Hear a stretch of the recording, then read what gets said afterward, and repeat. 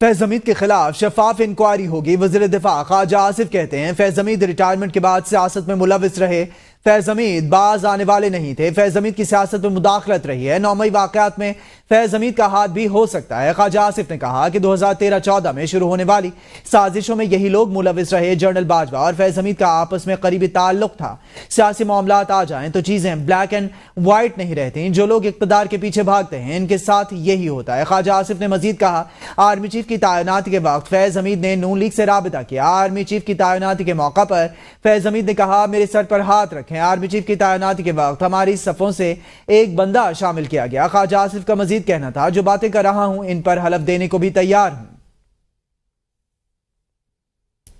وفاقی وزیر اطلاعات اتاتارر کا کہنا ہے کہ فوج نے تحقیقات کے بعد فیض حمید کو تحویل میں لیا ہوگا، فوج کا اپنا نظام اور طریقہ کار ہے۔ ایک سیاسی جماعت نے فیض حمید کو روحانی پیشوا مانا ہوا تھا۔ اتاتارر نے کہا ریٹائرمنٹ کے بعد مداخلت کا مطلب ہے سیاست میں مداخلت تھی، فیض حمید کے خلاف کارروائی ثابت کرتی ہے ادارہ خود احتساب پر یقین رکھتا ہے۔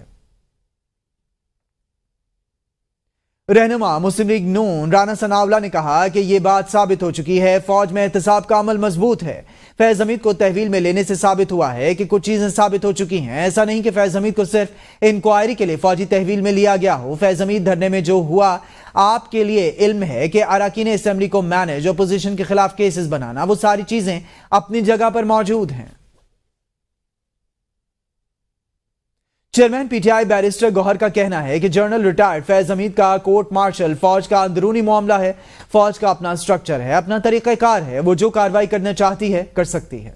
میں نے سنا نہیں ہے، اور فوج کی اپنی مرضی ہے اور اپنے ان کا ایک سٹرکچر بنا ہوا ہے، وہ جس کو جیسے چاہے کرنا چاہے، ان کی مرضی۔ اس سے پہلے تحریک انصاف کا بھی ایک مطالبہ تھا کہ سابق army chief general Qamar Javed Bajwa کے خلاف بھی کورٹ مارشل کی کارروائی کی جائے، اس متعلق کیا کہیں گے؟ میں نے نہیں خیال ہے کہ ہمارا کوئی ایسا مطالبہ رہا۔ عمران خان نے کیا، یعنی آپ ان سے ڈس ایگری کر رہے ہیں؟ مجھے یاد نہیں، مجھے یاد نہیں پڑتا، اگر میں نے دیکھی پوری اسٹیٹمنٹ دیکھی۔ دیکھیں فوج کا سارا انٹرنل معاملہ ہے، وہ جیسے طریقوں کو دیکھتے ہیں، وہ اپنے طریقہ کار سے جس کے خلاف کارروائی کرنا چاہیں ان کی مرضی۔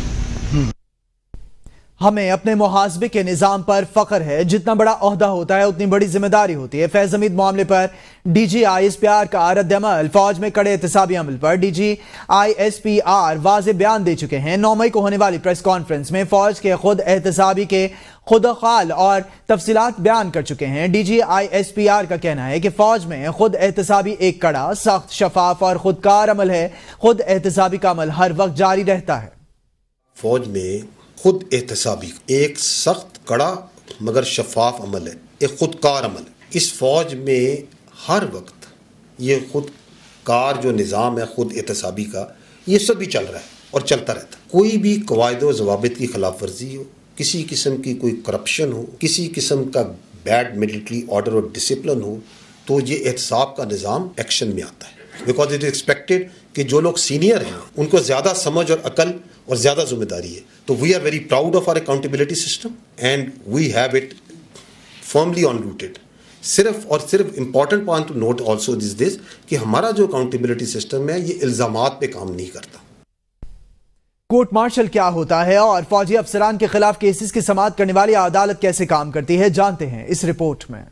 کسی فوجی اہلکار کے دوران سروس غیر قانونی سرگرمی میں ملوث ہونے پر اس کے خلاف آرمی ایکٹ کے تحت کارروائی کے لیے عدالت تشکیل دی جاتی ہے۔ فوجی عدالت ایڈجوٹنٹ برانچ کے ماتحت کام کرنے والے فوج کے قانونی ڈائریکٹوریٹ، جج ایڈوکیٹ جنرل برانچ کی ایڈوائس پر عمل میں لائی جاتی ہے۔ سینئر فوجی افسر پر مشتمل عدالت طے شدہ طریقہ کار کے مطابق متعلقہ کیس کو سنتی ہے اور فیصلہ دیتی ہے۔ فوج کے رولز اور ڈسپلن کے نفاذ اور ان پر چیک اینڈ بیلنس قائم رکھنا ہی اے جی برانچ کی ذمہ داری ہے۔ فیلڈ جنرل کورٹ مارشل عدالت کی صدارت حاضر سروس لیفٹیننٹ جنرل کرتا ہے، جس کی معاملت میجر جنرل اور بریگیڈیئر رینک کا افسر کرتا ہے۔ استغاثہ کا وکیل بھی ایک فوجی افسر ہوتا ہے، جس کی نامزدگی جیک برانچ کرتی ہے۔ JAG branch field court martial میں ملزم کے خلاف تحقیقاتی رپورٹ اور inquiry challan, charge sheet field court martial میں پیش کرتی ہے۔ کورٹ مارشل 3 حصوں پر مشتمل ہوتا ہے۔ پہلے مرحلے میں زیر تفتیش حاضر سروس یا ریٹائرڈ افسر کے خلاف کورٹ آف انکوائری ہوتی ہے۔ دوسرے مرحلے میں سمری آف ایویڈنس ریکارڈ کی جاتی ہے، اور اگر ثبوت اور شواہد موجود ہوں اور جرم ثابت ہو رہا ہو تو آخری مرحلے میں فیلڈ جنرل کورٹ مارشل کا آغاز کر دیا جاتا ہے۔ جرم ثابت ہونے کی صورت میں اس افسر کے رینک کی مناسبت سے ایک مجاز اتھارٹی سزا کا فیصلہ کرتی ہے۔ جرم کی نوعیت پر افسر کی سزا کا تعین کیا جاتا ہے۔ है। इन सजाओं में रैंक वापस लेना, सहूलियात की वापसी से लेकर कैद बामुशक्कत और मौत की सजा तक शामिल है। सजा की सूरत में मुल्जिमान को 40 दिन के अंदर फौजी अदालत में अपील दायर करने का हक हासिल होता है। अगर मुल्जिमान फौजी अदालत की कार्रवाई से मुतमईन नहीं है तो वो आला अदालतों से रुजू कर सकते हैं।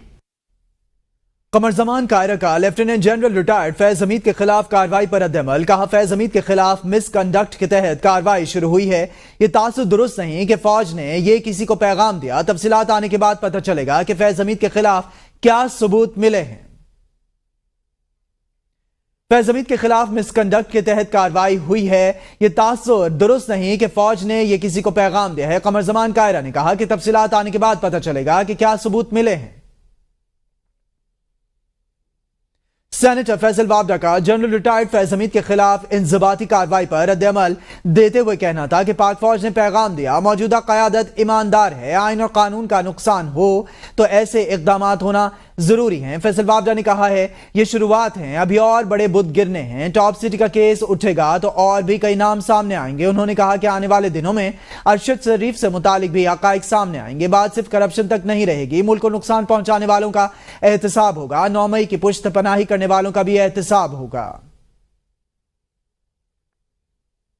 ISPR की जानिब से जारी प्रेस रिलीज में कहा गया कि जनरल रिटायर्ड फैज हमीद के खिलाफ टॉप सिटी मुकदमे से मुतालिक इल्जामात के तहत कोर्ट मार्शल का आगाज कर दिया गया। फैज हमीद के खिलाफ कोर्ट मार्शल की वजह बनने वाला टॉप सिटी केस क्या है, जानेंगे इस रिपोर्ट में।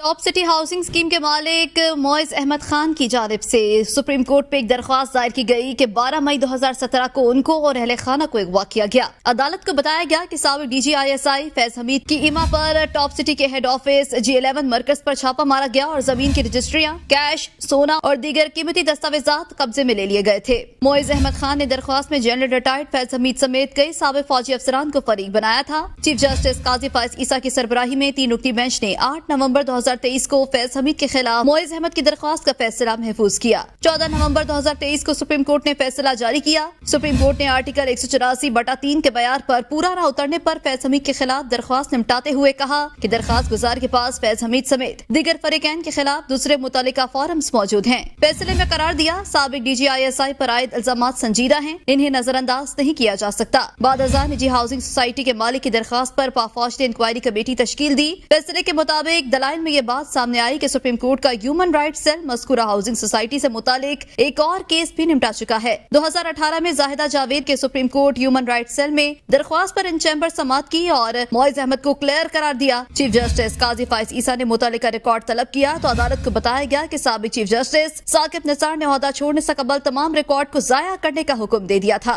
सुप्रीम कोर्ट ने जाहिदा जावेद असलम केस में साबिक चीफ जस्टिस साकिब निसार का फैसला गैर कानूनी करार देते हुए कहा, चीफ जस्टिस या कोई जज इन चैम्बर आर्टिकल 184(3) के मुकदमात के फैसले नहीं कर सकता।